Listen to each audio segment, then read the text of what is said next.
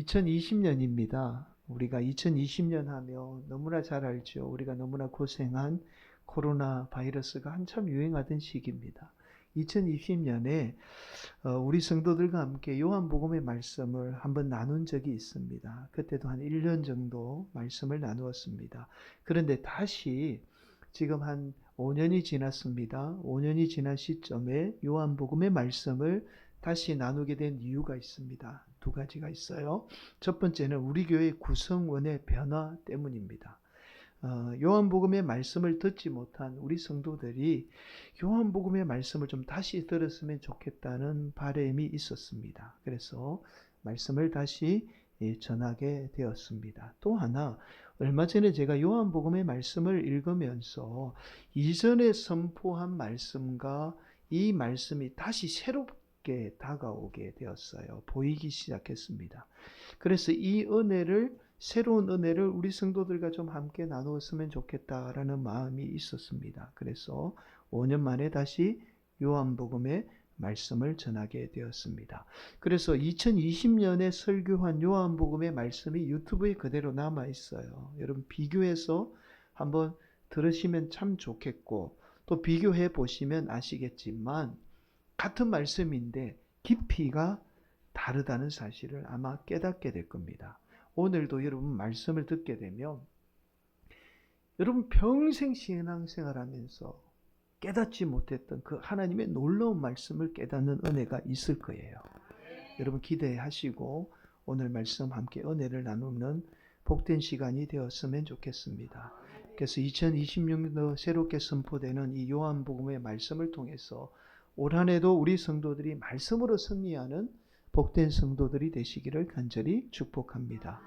여러분 이런 말이 있어요. 첫 단추를 잘 끼워야 한다라는 말이 있죠. 이 말은 우리가 첫 단추를 잘못 끼우면 나머지 단추를 아무리 잘 끼워도 줄줄이 어긋나게 되죠. 이렇듯 일을 시작할 때에 첫 단계를 정확하게 하지 않으면 나중에 아무리 잘해도 큰 실수를 범하게 된다는 이 교훈의 말입니다. 여러분 오늘 본문의 말씀이 요한복음의 첫 단추예요. 아주 중요한 말씀입니다. 그런데 대부분 이 말씀 첫 단추를 잘못 끼워서 계속되어서 선포되는 요한복음의 말씀이 줄줄이 잘못 해석되어지게 됩니다. 그만큼 중요한 말씀이 오늘 본문의 말씀이에요. 여러분 이것은 단순히 요한복음의 말씀뿐만 아니라 우리 신앙생활에도 잘못된 영향을 끼치게 됩니다. 그렇다면 오늘 본문의 첫 단추인 이 중요한 말씀을 우리가 어떻게 잘못 알고 있고 또 우리가 어떤 말씀인지 먼저 말씀을 좀 살펴보도록 하겠습니다. 여러분 오늘 본문 1절에서 3절은 이렇게 말씀합니다. 태초에 말씀이 계시니라. 이 말씀이 하나님과 함께 계셨으니 이 말씀은 곧 하나님이시니라. 그가 태초에 하나님과 함께 계셨고 만물이 그로 말미암아 지은 바 되었으니 지은 것이 하나도 그가 없이는 된 것이 없느니라. 여러분 말씀이 태초에 있었고 그 말씀이 심지어 하나님과 함께 계셨고 심지어 천지를 창조했고 또한 이 말씀이 곧 하나님이다라고 그렇게 말씀해요. 여러분 우리 생각으로 어떻게 말씀이 태초에 있고 어떻게 하나님이 될 수 있으며 천지를 창조할 수 있을까요? 도저히 이해가 되지 않죠. 우리의 이성으로는 이해가 되지 않는 말씀입니다. 근데 심지어 14절은 이렇게 말씀해요. 말씀이 육신이 되어 우리 가운데 거하심에 우리가 그의 영광을 보니 아버지의 독생자의 영광이요 은혜와 진리가 충만하더라. 14절 말씀은 이번에는 말씀이 육신이 되어 우리 가운데 거했다라고 그렇게 말씀합니다. 여러분 어떻게 말씀이 인간처럼 육신이 될 수 있을까요? 말씀이 태초에 있었고 말씀이 하나님이고 말씀이 인간처럼 육신이 되었다는 말은 말도 안 되는 소리입니다. 우리가 지금껏 이 말도 안 되는 말을 믿고 있었던 거예요. 아마도 지금 이 자리에 계신 성도님들도 그렇게 말도 안 되는 말을 지금껏 믿으면서 신앙생활 해온 거예요. 오늘 본문에서 말하는 말씀은 헬라어 로고스입니다. 여러분 보통 우리가 말씀할 때에 헬라어 레마라는 단어가 있어요. 그런데 오늘 본문은 로고스라고 말씀합니다. 여러분 여기에서 로고스는 고유 명사입니다. 여러분 고유 명사라는 말은 특정 인물, 장소, 기간 등 세상에 하나뿐인 이름을 나타낼 때 고유 명사라고 그렇게 말합니다. 자, 예를 들어서 세종대왕. 세종대왕은 한 분밖에 없죠. 이건 고유 명사예요. 그리고 서울. 서울은 세상에 하나밖에 없는 도시. 고유 명사. 서울에 있는 한강은 어떤 강? 서울에만 있는 한강. 이걸 고유 명사라고 그래요. 세상에 하나밖에 없는 특정한 것을 나타냅니다. 반면에 일반 명사는 공통된 성격의 일반적인 명칭을 일반 명사라고 해요. 가령 예를 들어서 오늘 본문에 나오는 말씀의 경우가 일반 명사입니다. 여러분, 그래서 당연히 고유 명사는 반드시 어떻게 해요? 고유 명사로 번역이 되어야 해요. 자, 그런데 오늘 본문 말씀이 고유 명사인 이 로고스를 지금 일반 명사인 말씀으로 번역하고 있어요. 그래서 로고스를 일반 명사인 말씀으로 번역하면 안 되는데 번역을 하고 있으니까 저와 여러분이 대부분 어떻게 오늘 말씀을 접하면서 오늘 이 말씀이 단순한 우리가 알고 있는 말씀으로 지금 알고 있는 거예요. 여러분 본문에서 말씀하는 말씀은 단순한 말씀이 아니라 고유명사 하나밖에 없는 로고스를 지금 말씀하고 있습니다. 말씀으로 번역해서는 안 되는 말씀이에요. 그런데 여러분 왜 이런 번역상의 오류가 발생할까요? 바로 로고스를 우리말로 번역할 정확한 단어가 없어요. 정확한 단어가 없으니까 가장 비슷해 보이는 그냥 말씀으로 번역을 하고 있는 거예요. 일반 명사 우리가 알고 있는 말씀으로 번역하고 있는 겁니다. 여러분 그래서 우리가 이 사실을 알지 못하면 로고스를 그냥 말씀으로 이해하게 되죠. 로고스를 말씀으로 이해하게 되면 요한복음의 가장 중요한 첫 단추예요. 이걸 지금 잘못 끼우게 되는 거예요. 그래서 이후에 나오는 말씀, 요한복음 말씀 전체를 우리가 잘못 해석하게 되는 겁니다.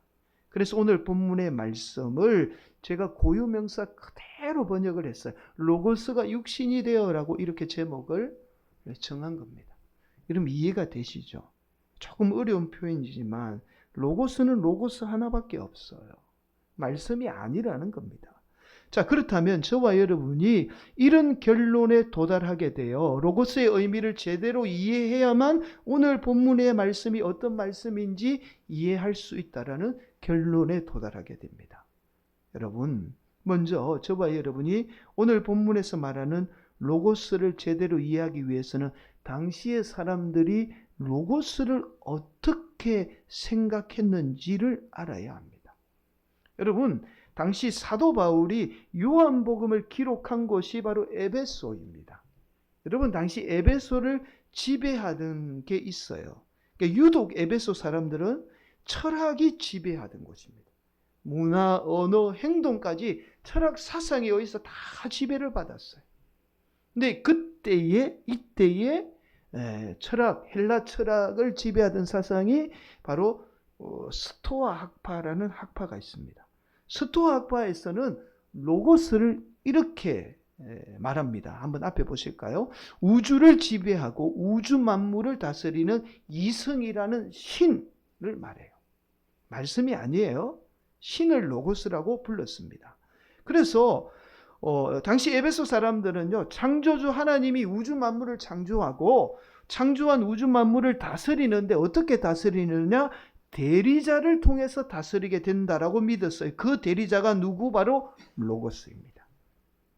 그래서 당시 사람들에게 로고스는 단순한 말씀이 아니라 하나님의 대리자를 의미했습니다.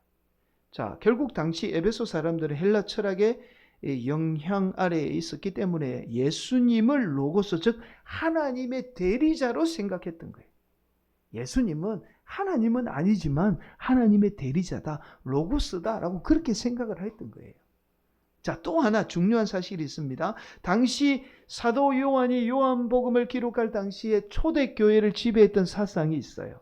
그 사상이 영지주의라는 사상입니다. 초대교회에 지배했던 사상이 영지주의자예요. 그 영지주의자들도 로고스를 믿었습니다.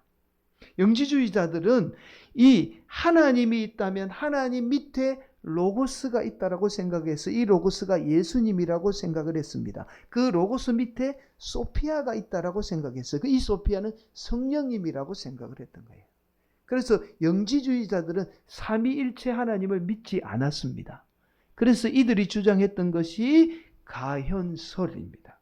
가현설은 도시티즘이라고 해서 이런 말이에요. 쉽게 말씀을 드리면 이런 겁니다. 하나님이 이 땅에 오셨는데 예수님의 몸을 잠깐 빌려서 살다가 십자가에 못 박혀 돌아가실 때는 하나님은 부활하고 신이 죽을 수는 없잖아요. 그래서 하나님은 부활하고 예수님만 십자가에 못 박혀 죽었다라고 그렇게 주장을 한 겁니다. 이것이 가현설, 도시티즘이라고 이야기를 해요. 여러분, 이처럼 사도 요한이 요한복음을 기록할 당시에는 초대교회에는 오늘날 우리가 예수님을 바라보던 시선과 상당히 많은 차이가 있었어요. 그러니까 오늘날 삼위일체론이나 하나님이 곧 예수님이다라는 사실을 믿지 않았던 겁니다.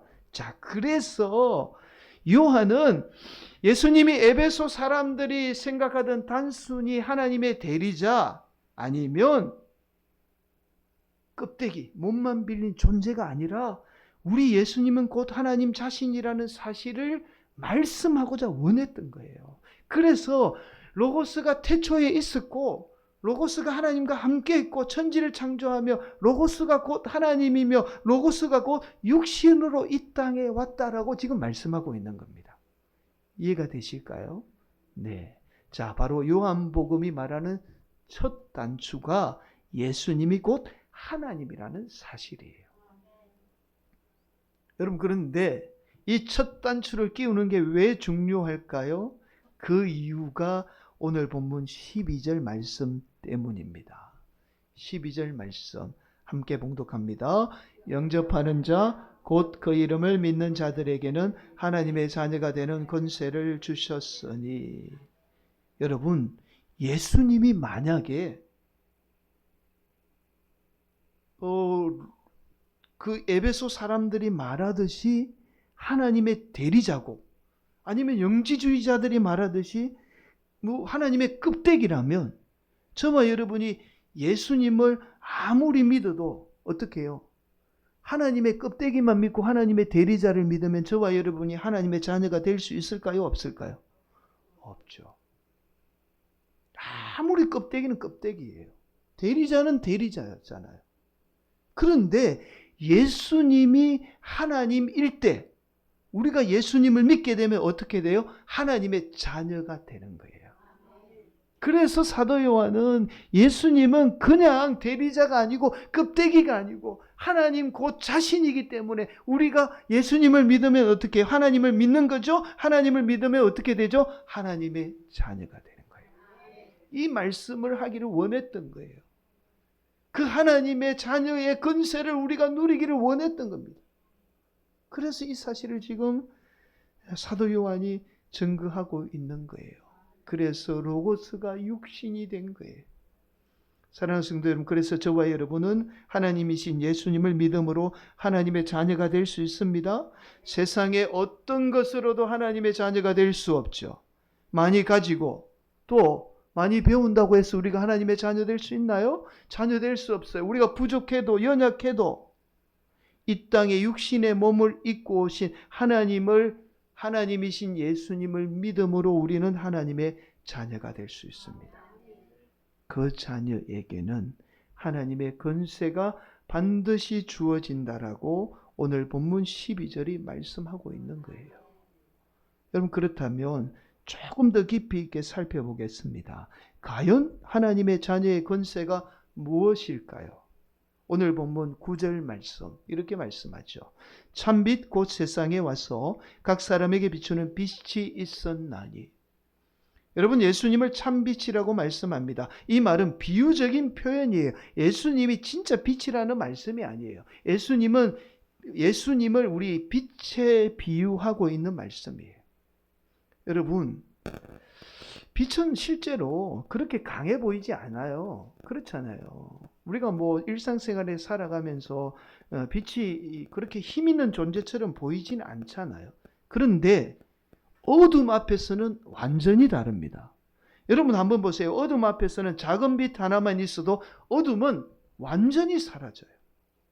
아무리 칠흑 같은 어둠일지라도, 아무리 강해 보이는 어둠일지라도, 끝없는 어둠일지라도 연약해 보이는 작은 빛 앞에서는 꼼짝도 못하죠. 한번 제대로 힘도 쓰지 못해요. 다 사라집니다. 그것도 한순간에 사라져요.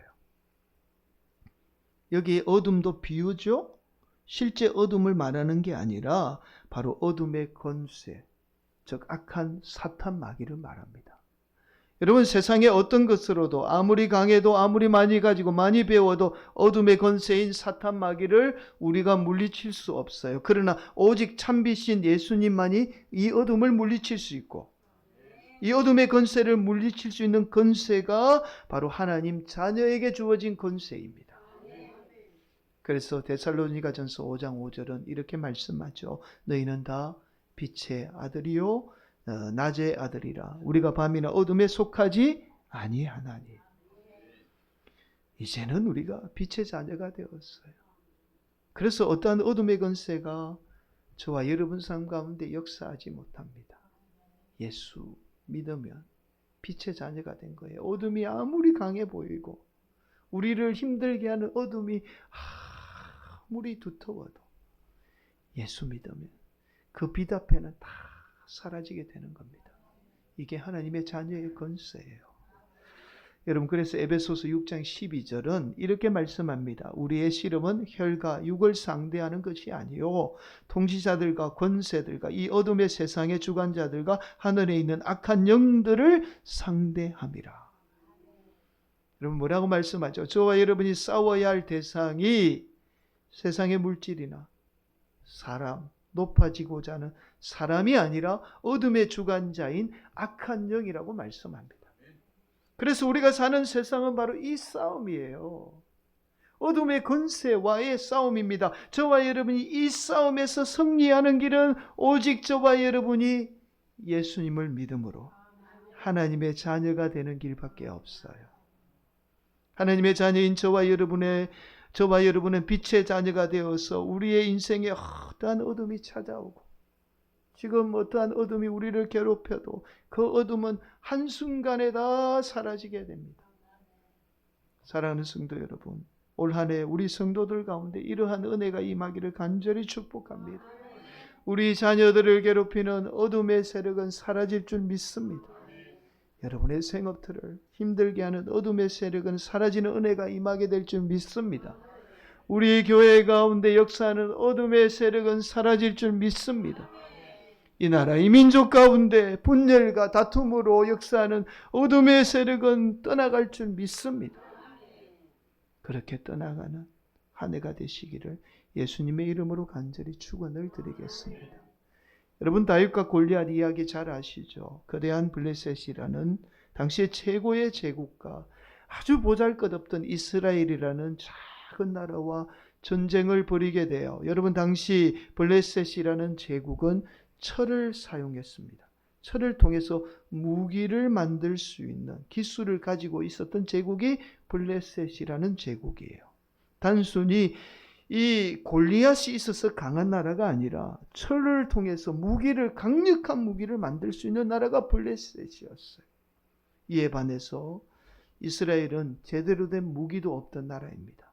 여러분, 또한 블레셋 제국은 무려 3m나 되는 당시의 최고의 장수인 골리앗을 보유하고 있던 나라예요. 여러분, 이것을 오늘날로 비유해 보면 축구로 치면 메시 알죠? 메시를 보유한 아르헨티나와 저기 동남아 축구 못하는 나라 있잖아요. 그 나라와 지금 축구 시합을 하고 있는 거예요. 상대가 안 되죠. 메시 한 명, 3-4명도 막을 수 없잖아요. 뻔한 싸움이에요. 이길 수 없는 싸움입니다. 무엇보다도 3미터나 되는 최고의 장수인 골리앗과 맞서 싸웠던 다윗은 소년이에요. 제대로 자라지도 않은 어린 소년입니다. 여러분, 이 싸움은 누가 봐도 도저히 말이 안 되는 싸움이에요. 당연히 블레셋이 이길 수밖에 없는 싸움입니다. 그런데 이 말도 안 되는 싸움에서 누가 승리하죠? 다윗이 승리합니다. 이 말은 곧 이스라엘이 승리했다라는 말씀이에요. 여러분, 이스라엘은 우리 영적인 의미로 우리를 의미하고 있는 거예요. 그래서 여러분, 이 다윗과 골리앗의 이야기는 단순히 다윗과 골리앗의 싸움을 이야기하고 있는 게 아니에요. 저와 여러분의 이야기, 저와 여러분의 삶을 이야기하는 것이 바로 다윗과 골리앗의 싸움입니다. 여러분, 이 이야기를 통해서 여기까지 나아가야 돼요. 단순히 다윗과 골리앗의 싸움이면 이건 뭐 그냥 그런 이야기지만, 그러나 내 이야기인 겁니다. 이 싸움이 내 이야기예요. 그래서 우리 인생이 거대한 골리앗이라는 어둠의 세력과의 싸움입니다. 도저히 불가능해 보이는 문제, 도저히 불가능할 것 같은 문제와의 싸움이 우리 인생이라는 거예요. 그런데 여러분, 사무엘상 17장 47절에 이렇게 말씀하죠. 또 여호와의 구원하심이 칼과 창에 있지 아니함을 이 무리에게 알게 하리라. 이 무리에게, 우리에게 알게 하리라. 전쟁은 여호와께 속한 것인저 그가 너희를 우리 손에 넘기시리라. 사랑하는 성도 여러분, 결국 이 싸움은 하나님께 속한 거예요. 우리의 인생은 칼과 창에 달려 있지 않습니다. 많이 가졌다고, 많이 배웠다고, 높은 위치에 있다고 승리하는 게 아니에요. 하나님께 속한 싸움이기 때문에, 어둠의 세력과의 싸움이기 때문에 오직 하나님께 속한 자만이 승리할 수 있습니다. 그래서 오늘 본문 5절은 이렇게 말씀해요. 5절 말씀이 참 중요한 말씀. 빛이 어둠에 비치되 어둠이 깨닫지 못하더라. 세상 사람들은 절대로 이 싸움이 어떤 싸움인지 깨닫지 못합니다. 오직 예수 믿는 성도만 이 싸움이 어떤 싸움인지 알아요. 그리고 오직 예수 믿는 성도만이 이 싸움을 승리할 수 있는 비결을 가지게 되는 겁니다. 사랑하는 성도 여러분, 이제 말씀을 마무리하도록 하겠습니다. 지난주에 비해서 말씀이 너무 짧아 보이죠? 25분이 넘었습니다. 저와 여러분의 인생은 어둠의 세력과의 싸움이에요. 이 싸움에서 승리하는 길은 오직 빛 대신 예수님을 믿는 길밖에 없습니다. 왜냐하면 하나님이 예수님으로 이 땅에 오셨기에 하나님인 예수님을 믿는 인생은 하나님의 자녀의 권세를 갖게 되었습니다. 그래서 예수님을 믿는 하나님의 자녀는 어떠한 어둠의 세력 올 수 있어요. 우리를 괴롭힐 수 있죠. 우리를 무너뜨리게 합니다. 그러나 예수 믿는 하나님의 자녀는 그 어떠한 어둠의 세력이 아무리 강해도 우리는 승리할 수 있습니다. 오늘도 이 어둠이 아무리 어둡고 두꺼워도 빛이 임하는 순간 다 사라지는 은혜가 임하게 될 줄 믿습니다. 오늘도 사랑하는 우리 성도들이 하나님인 예수님을 믿음으로 하나님의 자녀가 되어서 저와 여러분을 괴롭히는 어떠한 어둠도 다 물리치는 복된 성도들이 되시기를 예수님의 이름으로 간절히 축원을 드립니다.